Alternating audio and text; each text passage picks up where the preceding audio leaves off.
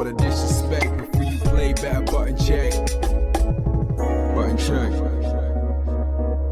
What's up, everybody? Welcome back to yet again a beautiful morning of checking these damn buttons. Thank you guys for tuning in once again. Hope you guys are enjoying your weekend. We done made it one more time, and thank you for the massive love that you showed on yesterday's video. If you guys haven't seen it yet, my wifey actually acted her ass off. It was titled When Your Girl Finds Out You're a Wi-Fi Player, and we just had to do it. Anyway, if you want to see that, definitely click in the link. It's in the description field below. But besides that, we got I'm talking about very hot topics, two of them that just broke like yesterday.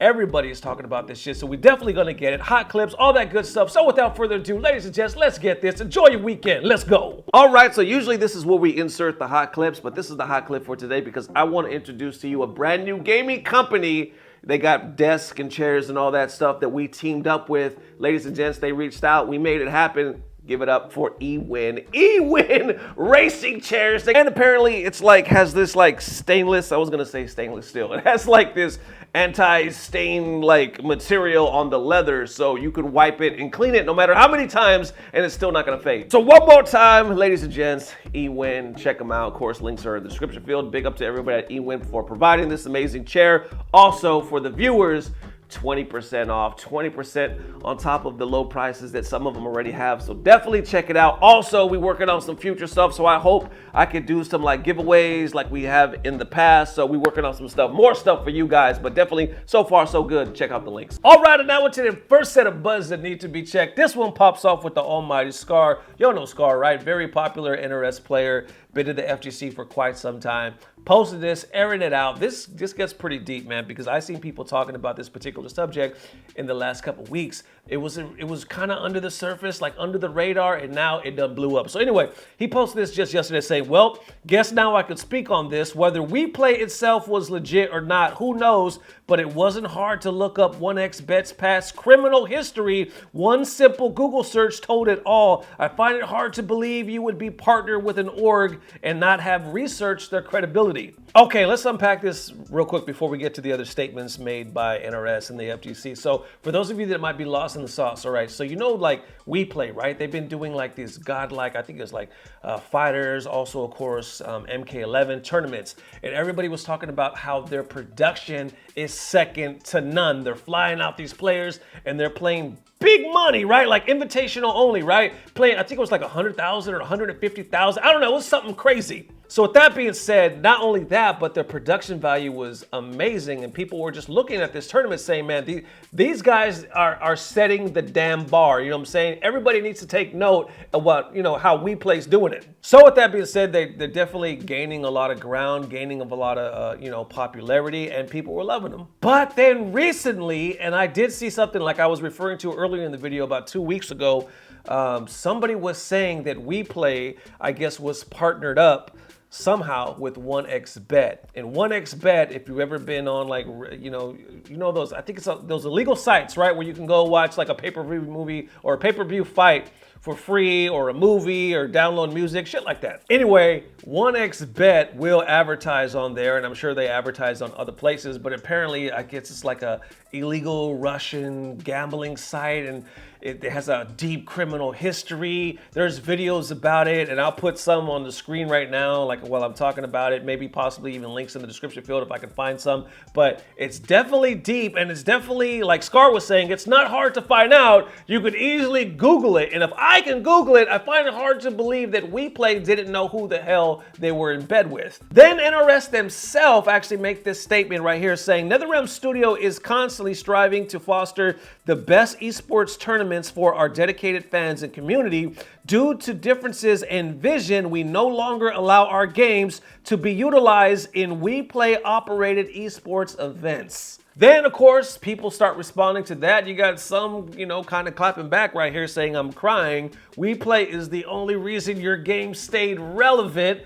Woo! Which is a shot, you know what I'm saying? Because, there was a debate, last few months, hell, maybe in the last year or so, that a lot of people were saying, MK11 was falling off, needed certain, maybe a couple things were considered broken. And, like this gentleman said, that WePlay was kind of giving it that shine. Other people just straight up saying fucking liars. Like, we know why you're saying this. Like, why would it, why don't you just say the truth? Then, a lot of the comments that I'm reading, people are actually taking shots at NRS. I'm sure people were praising them as well, but a lot of the ones that were immediately underneath that statement were taking shots like either this game is done, or if you're getting rid of them, then give us something to look forward to, because, we haven't received shit from MK11 in quite some time to look forward to. Not my words, theirs. Oh, and real quick, big up to, there's two people. There's Sleepy at Baked Raccoons. Big up, man. Thank you for tagging me in the story. And also, there's some black guy at Rowdy Chicken Wings also tagged me. Thank you, man. Appreciate the love, y'all. Then, right after that, I noticed this statement from Bandai. They actually made the statement because, as you know, they did fighter tournaments as well. Posting this saying, Bandai Namco Entertainment is constantly striving to deliver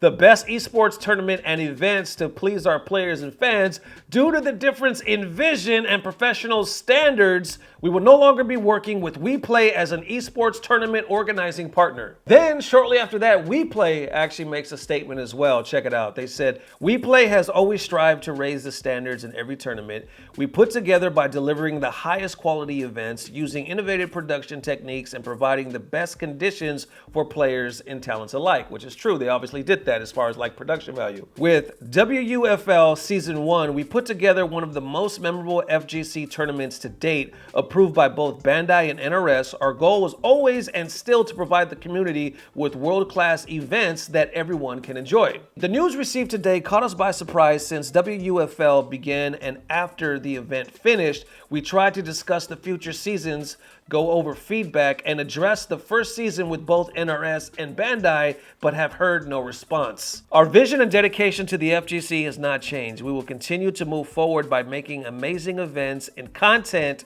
to the community that the community deserves. Some people are like still showing the love, saying, love you guys, thank you for what you did, because you definitely had that quality and showed us that love. You have others saying, just ditch the Russian money, bruh. Ditch 1X or something like that and just keep it pushing. But you gotta think, man, that's probably, if this is true, which it seems like it is, it looks like this is why they're able to do and give the prize money, right? Am I missing something? Like, I don't think it's a sponsorship that they have with NRS or, with anybody else. It looks like it's their money, their own money that they're putting out. Then you got other pros like, PL posted 13-0, man, you gotta love the sense of humor. Tweety actually posted on it as well saying, say what you want about MK11, but NRS never takes tourneys from us unless they have to. They're basically the opposite of Nintendo in that respect. So I'm sure that this was done, or what was done had to be done. Unfortunately, because WePlay events seem great. It was definitely interesting, man, because you think about it, WePlay seems like they still want to mess with the FGC, right? They still said they're dedicated to the FGC and will go forward, but now they can't mess with fighters and they can't mess with MK11. So what are they going to really do? Like, what does that leave for them? Who's going to want to work with them? You know what I'm saying? Right now, I kind of feel like Capcom's getting that Suge Knight spirit, but like, oh yeah, you don't want to mess with them? You don't want to mess with the fatalities? Come to Capcom. Come to Street Fighter. Come bring that Russian money.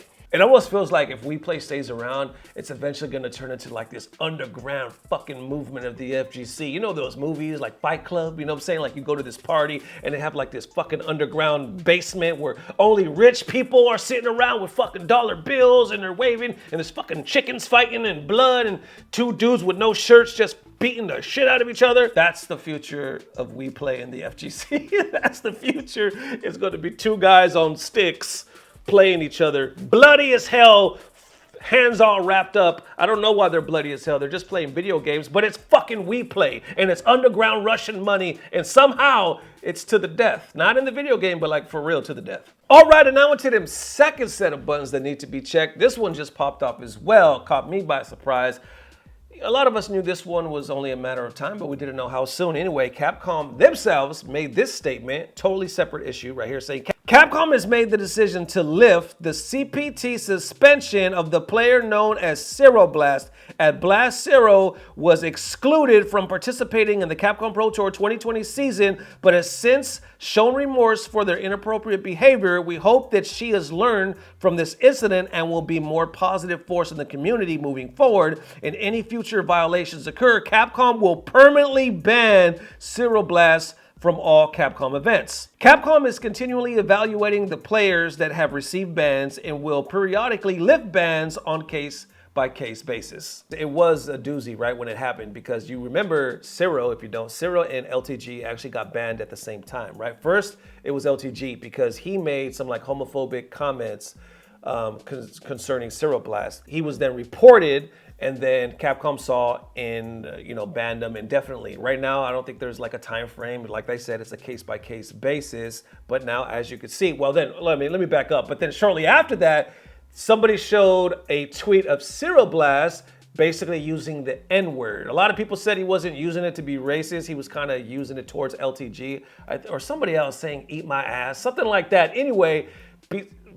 Case in point, I'm talking too long, he got banned as well for using that language. So, right about now, the ban is lifted from Cyril Blast, and you can see the FGC responding. I would say most of it is actually positive. A lot of people are like, yo, you learned your lesson, enough time has passed, welcome back, we hope you do better, we hope you stay positive. Most of the comments, like real talk, that I'm seeing are positive. Now, when it comes to the other dude, LTG, somebody tagged me in his post. Basically, from what I can gather, is he's feeling like it's unfair treatment. Like, why the ban lifted here, but why is the ban not lifted on me? Then he referenced like maybe he'll talk about it later or something like that. But let's unpack this real quick. So basically, you got two individuals that were banned around the same time. Even somebody goes on to mention F-Champ, right? So you got these people around the same time, but like Capcom was saying in their statement, it's case-by-case basis, right? All kind of for different reasons, even though it may kind of seem like it's in the same ballpark.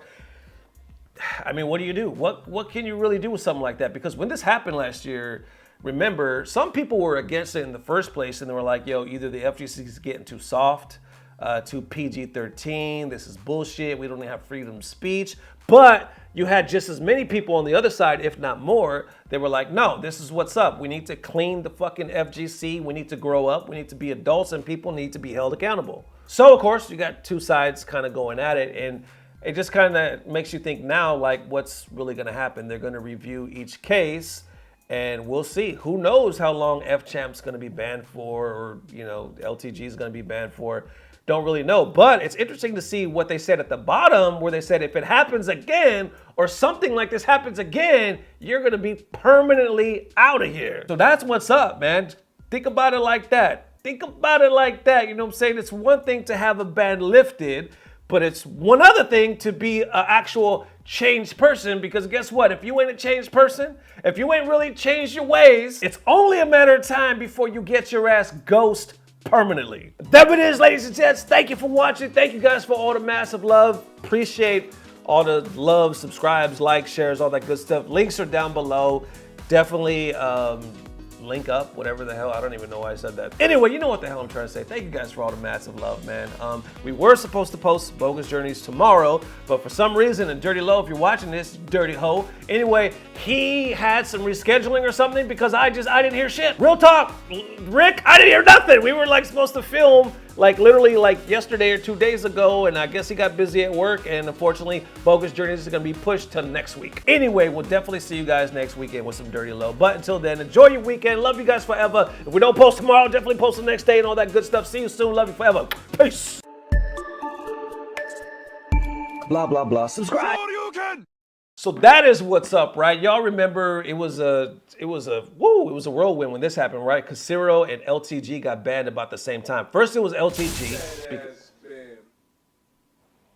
The fucking spirit of LTG done came in the room and fucking shut my lights off. That was weird, right? You see that? As soon as I mentioned that motherfucker's name, it was like say Bloody Mary 3 times. You know what I'm saying? All the shit just fucking malfunctions.